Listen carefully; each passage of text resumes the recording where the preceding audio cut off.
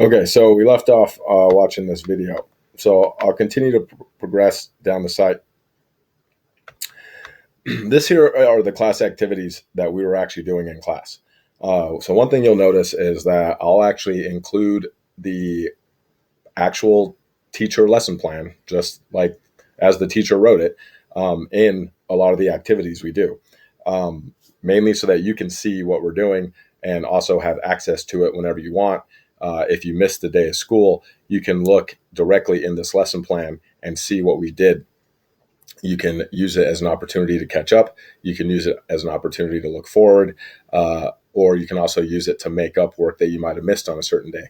But also the main reason I do it is because, again, I want students to be accountable for their own education. Teach yourself. That's probably the best way you're going to learn. You learned a lot of information before you showed up in my class. It's because you're a capable learner. You will continue to do the same. All I am is a transmitter of information. You're the learner.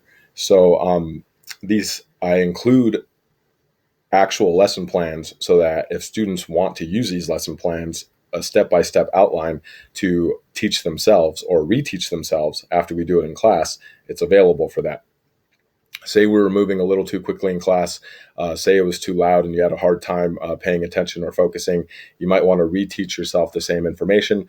And if you want to do that, then it's all laid out here with the links embedded, with the activities numbered, and a step-by-step process for you to do so. But this isn't homework. This is an actual lesson plan that we performed in class. Again, more information that I feel is important to be mentioned.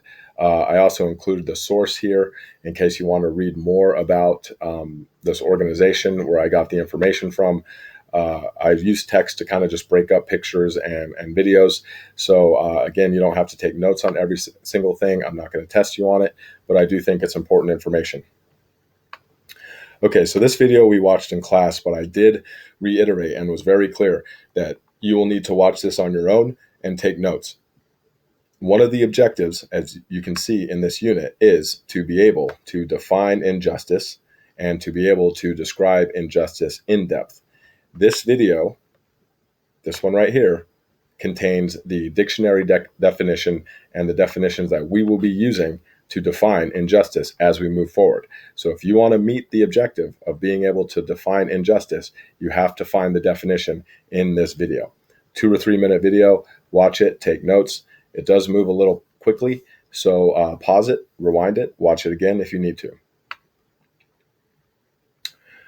So before we actually get into identifying different types of injustice, one thing I need to do to prepare you for that is to talk about the systems of injustice. We talk a lot about in class how things are systemic, how they're institutionalized.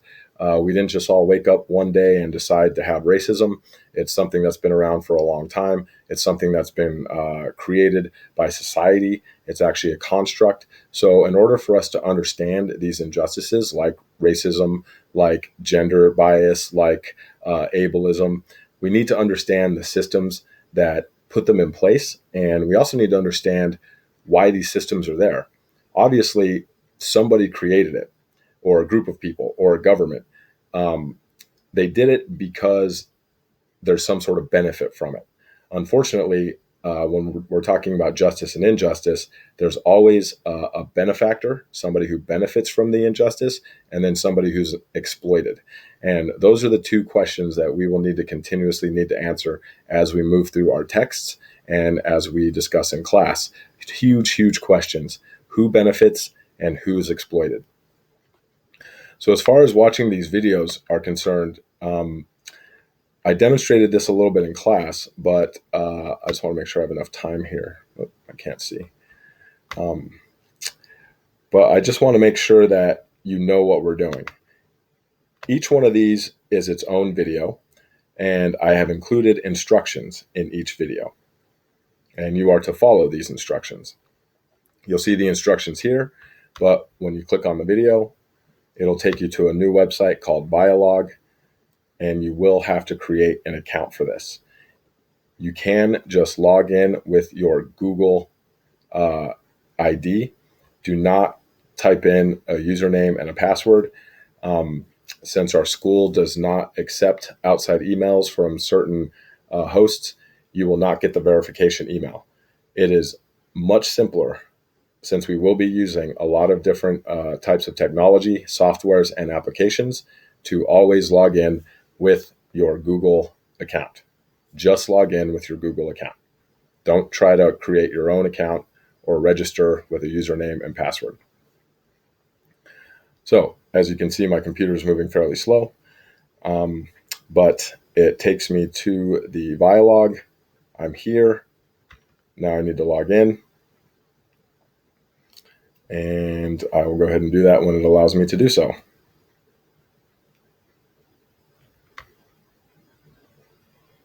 See how much time I have left.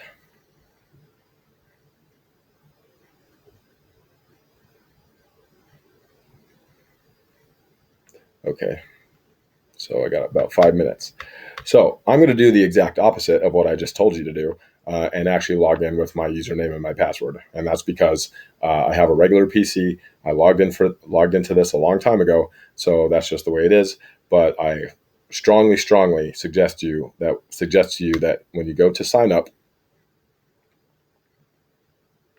that you log in with Google. And it should give you that option. I guess it's not giving me that option because I've already signed up for an account. But yeah, just hit your Google Plus icon, and that'll get you logged in quickly. You won't have to worry about remembering a password, and you'll be good to go. So the idea of this type of exercise is to create some sort of online conversation among students. Another reason why I like this is because it's basically like active reading.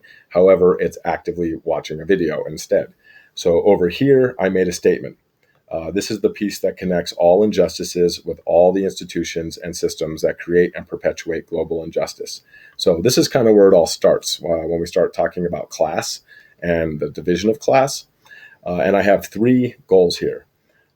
Discuss my statement and what you think the connection is.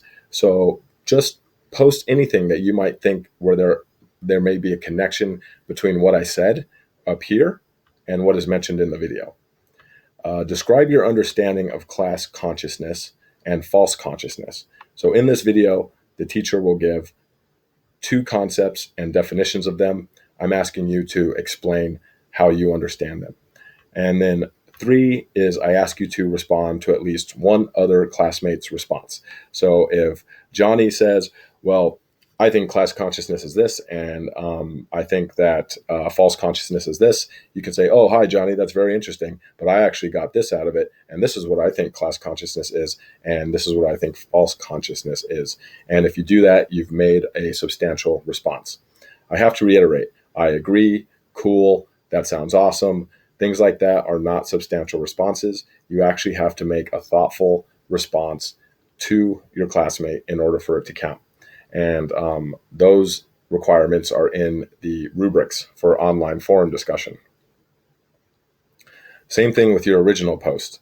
I'm not asking for a 5 to 7 sentence paragraph, but I am asking for at least 2 to 3, maybe 5 well thought out, organized, and written sentences that show that you're engaged in what's going on with the video.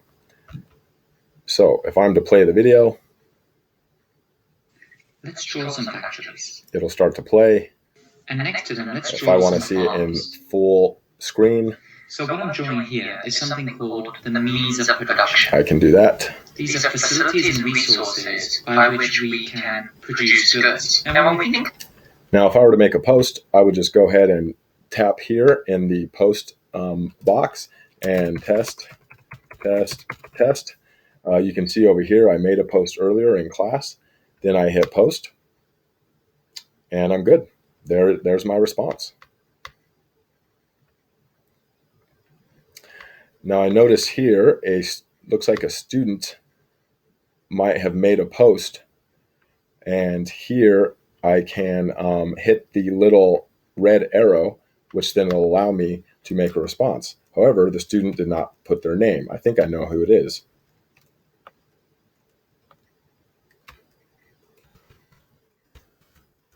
I'll respond to them.